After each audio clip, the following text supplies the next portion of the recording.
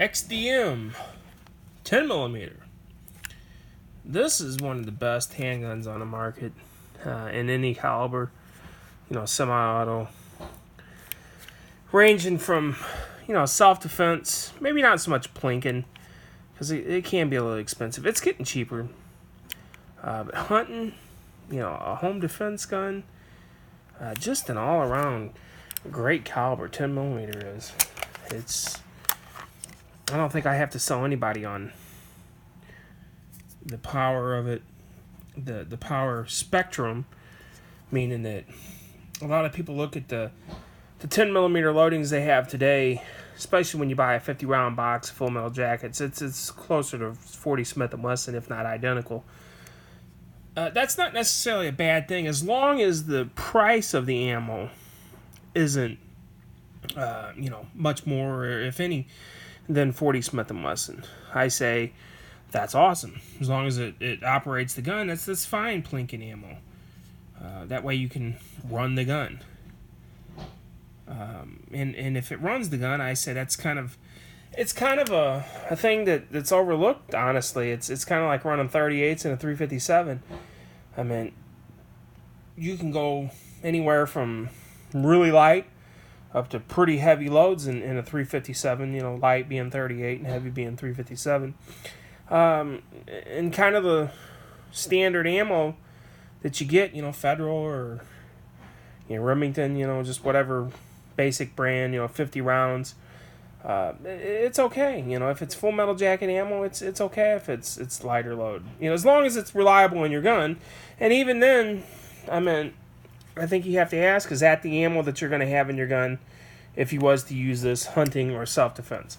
The answer to that is probably no, it's not. So why it's such a big debated topic, I'm not sure. Now, if you buy hollow points, and there is some of the stuff out there that is loaded lighter, I think that's a legitimate gripe. It's like, well, I want 10 millimeter, not 40 Smith & Wesson power. So to that, I say just be wise when you pick out your ammo. Look at the velocity and the energy. Like these Underwoods, are top of the spectrum. These are like 785 foot-pounds of energy. Maybe not out of this 4.5-inch barrel, but they are very, very powerful rounds, especially for a semi-auto. So, when thinking about a 10 millimeter, the ammo's definitely got to be factored into that. And I from what I'm seeing, some of the ammo's coming down. I got some S&B Full Metal Jacket, 180 grain, 10 millimeter. It was like $14.99 for 50 rounds, which is for 10 millimeter. Now it's loaded to about 520 foot-pounds of energy, which is more than 40 Smith & Wesson, but it's definitely not hot 10 millimeter. But it's very adequate, especially for just plinking. You know that it's 10 millimeter, but it's not something that's too hot. And I think that's kind of one of the things. It's a gun thing, I guess. Where it's like, well, in the 357, it's okay to shoot 38s because, they kick less and they're more economical, cheaper being. But yet, when you get to a 10 millimeter, everything's got to be as hot as it can be. That's kind of ridiculous, I think, when you look at it that way. That's not the way that it has to be. If you want all hot stuff, buy all hot stuff. These are actually, they're like off Midway USA for 20 rounds. It's like $17, $17.95, something like that. It's not much more than any other, 40, 45, 9, 380 for that matter. The amount of extra power you're getting out of it, it's kind of a lukewarm subject to talk about the ammo price. Is this your only gun? Is this the only gun that you have? I say if this is the only gun that you have, you've chose wisely, but you have to remember that it is something that the ammo cost is going to be, something. It's going to be something. But nothing that should keep you from buying it is the point that I'm trying to make there, and especially for whatever load you decide to shoot out of it. You're probably not going to shoot just these out of it, especially for plinking. Not that you can't, but it's more expensive, so you're going to buy cheaper stuff regardless of the power factor. So I think that's wise. But about this gun, there's really not much not to like about it. One of the first things you can see is I changed the sights to adjustable sights. One of the reasons why I did that was for that very reason. They're adjustable. I like fiber optic. The original sight that was on it, the front was fiber optic, and the back was 2-dot, just kind of combat style sights. They were fine. They were more than adequate. These ones are a little bit taller. Like I said, they're adjustable for that very reason that you can adjust them. And kind of the way I envision this gun is possibly hunting. Even though the 5.25, the 5.25 would be probably a little bit better. Not that this one couldn't do it. As long as your local laws say a 4.5-inch barrel is fine, and I think that it would be. One of the big benefits, and its competitor is the Glock, one of the big benefits of this gun is the fact that you can shoot hard cast out of it without having to change the barrel. On the Glock, you can't do that. You can, but you're not supposed to. You'll foul your barrel, you can mess up your barrel, your accuracy is going to be bad, blah, blah, blah. And I've seen the accuracy on some of the aftermarket ones not be so great. So keep that in mind whenever you're thinking about this gun, and if you're in bear country and stuff, you may want to factor in that this gun is going to be able to shoot whatever you want without changing anything. Whereas the Glock, you're going to have to change the barrel, which is added expense. I think that is a huge selling point to this gun. Any differences in the gun and feel wise and trigger and stuff, the triggers on these XDMs are fine. It is going to be subjective. It depends on your preference. I think any differences that you do feel are going to be negligible, minimal. Other than the grip, I do believe that you will probably agree, and most people that have felt a Glock 20 or 21, that the grip is too big. Not that it can't be done. There's many people that do it. Just saying it's. I don't think anybody picks up a Glock 20 or 21 and is like, oh my God, this is the best feeling grip in the world. No, it doesn't feel good to me.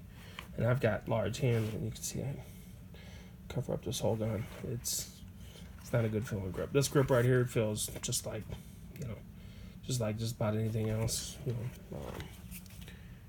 Similar to this grip, which is to say it's a little bit bigger than a 9, but not substantially so that it causes an issue like maybe the Glock could. So those two things, the grip and the barrel, being this is a standard rifling and the Glocks have polygonal rifling, I think this should definitely be on your radar if you're looking for a 10 millimeter. The 1911s and stuff, the Colt Delta Elite, is it the Delta Elite? Colt Delta, whatever it is. They're cool. If you want a 1911, the Dan Wessons, I'm not a huge fan of 1911s. I think for the capacity, you might as well just go ahead and get one of these. The weight, and it's 15 plus 1, 15 in the magazine. These magazines are really nice. If you drop it, you can see it. Stainless. They're not too expensive. They're about $30 a piece, which considering some guns are more, $29.99 is about what you find. Maybe $27. I think I've seen one place for like $27. Man, it's just whenever I seen that this gun was coming out, that it came out, I didn't even know about it, but when I seen it came out, I immediately was like, oh yeah, I'm all over it. Because I had been wanting an XDM, probably in 9, but whenever I seen it came out in 10, I'm like, this is the cat's meow right here whenever it comes to 10 millimeters, in my opinion.